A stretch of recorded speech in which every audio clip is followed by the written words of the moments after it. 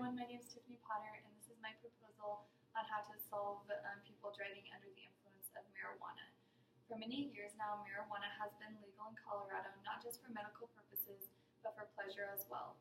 Thinking of it from a medical standpoint, there are many benefits from legalizing it, but looking at it from a point of pleasure, not so much. With more people using marijuana, there are more people driving, which are causing more accidents of people being under the influence. Even with laws being in place, people are out to break laws, but just like alcohol, there are ways to prevent these issues. First, let's look at the facts.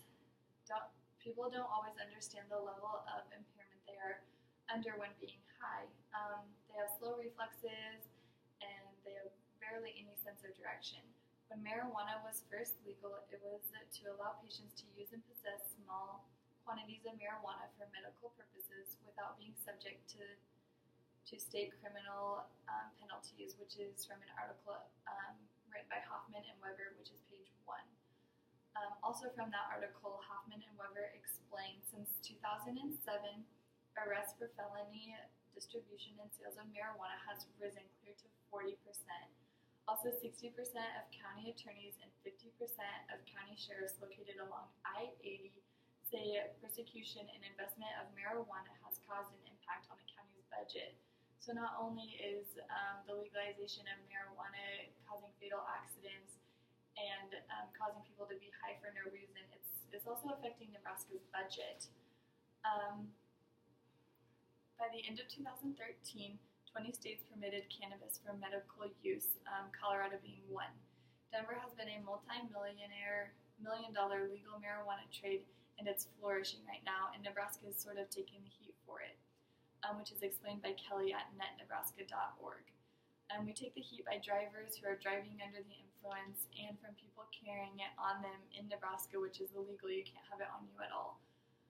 Officers say legalizing it has only increased more drug trade, which has rose to 82% higher along I-80. And I will also talk about the laws of marijuana over in Colorado. So some of the laws are possession, purchasing it, store hours, consumption, trading it, land, and then finally the driving laws. And today I'm going to focus on the driving laws of marijuana in Colorado. So if you are tested while driving and you test over 5 nanograms of THC in your system, you're getting what they still call as a DUI, which is the same as driving under the influence of alcohol. And that is information that I got from coloradopotguide.com.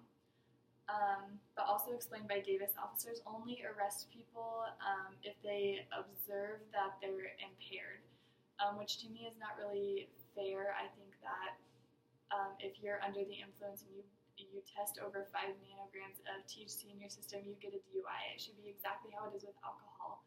You blow over, you get a DUI. There is no, oh, well, maybe you're impaired enough, maybe you're not impaired enough. And then next I will talk about what my solution is. So information that I got from the Office of National Drug Control Policy. In Colorado, you must be 21 to grow it and possess it, but that's still not old enough to grow it. But since 2012, there's been an increase in accidents due to marijuana, so there must be a solution to this.